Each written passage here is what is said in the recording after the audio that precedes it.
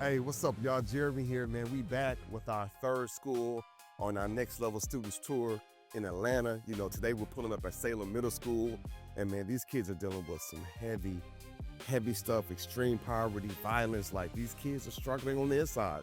And the staff administration, they showing up every single day to do the best they can, man. But I'm honored to be able to partner with them to speak life into these kids, to let them know their condition will not be their conclusion. Yeah, let's get it. Hey, y'all good? Oh, How you good doing, morning. darling? Great. Man, so glad y'all with us. What's happening? What's happening? Yes.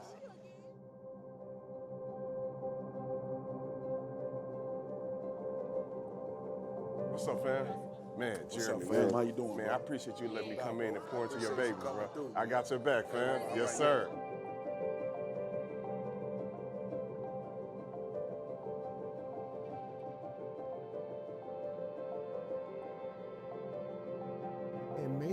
And maybe we put them in the front and we just get a few male teachers on these sides. I done been in some of the harder schools, but what helps is when you have a few of the male teachers. If you got 18 kids right here, they like right here. That way the kids ain't almost like security, but just kind of keep them in place, if that makes sense. But if we just let them mix throughout the crowd, they know nobody really putting eyes. You know how it is, we get that look like, boy, you know.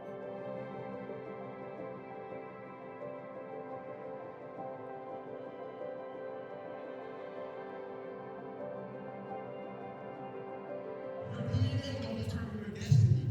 Your decisions do. Some of you look at your family and you look at the neighborhood you live in and where you come from, and you feel like, well, this all I do is failure is wrong. Because you breathe and you live it and you can hear me and you can see me. Like, you got ideas, you got visions, you got dreams, you ain't no accident. I came all the way across town to tell you how amazing and special you are. You might not feel that way, you might not see what I see, but trust me, my friends, I went through all sorts of struggles in life. But when I got to the point and I began to have different eyes, and I began to have different lenses for my teachers, and those who really got my back, those people who showed up for me, guess what I started doing? Watch this. One thing that changed my life, I stopped fighting my health.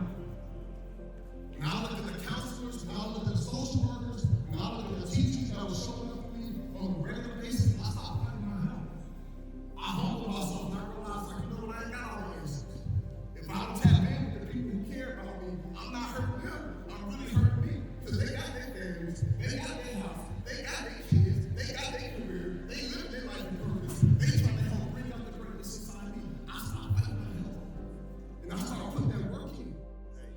Your words really touched me. It made me cry. Really? Yes, about my granddads. Yeah. So I really thank you for that. Yeah, what's your name? London. Yeah. You gonna hang in there?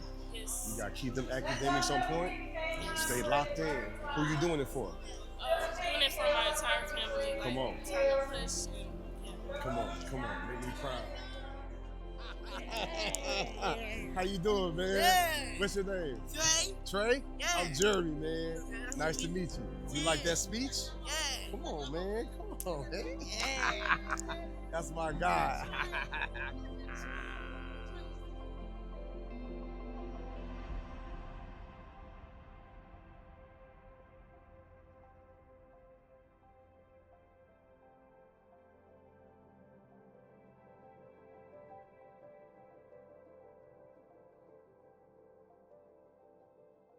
I can share a few words with them? yeah, let me turn it on. Okay.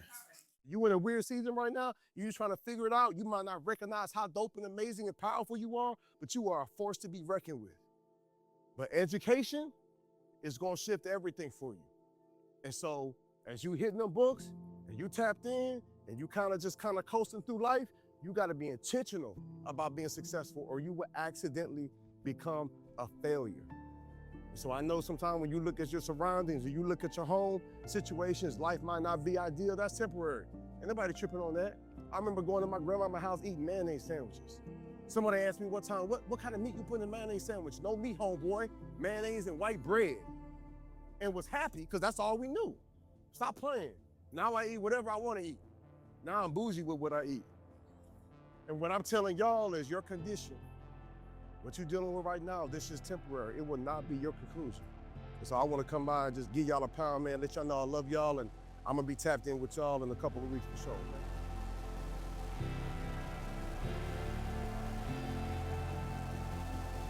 We are so pleased to have Jeremy Anderson here today with us. His speech was so inspirational. He commanded what many people have not been able to do in this building. And these scholars are going to be all the better because he told his testimony. I had a kid walking down the hall said, "Mr. Wright, I'm not going to wash my hand no more." I shook his hand. So it was very profound, and we need to see more of that. And we're just thankful for his blessings.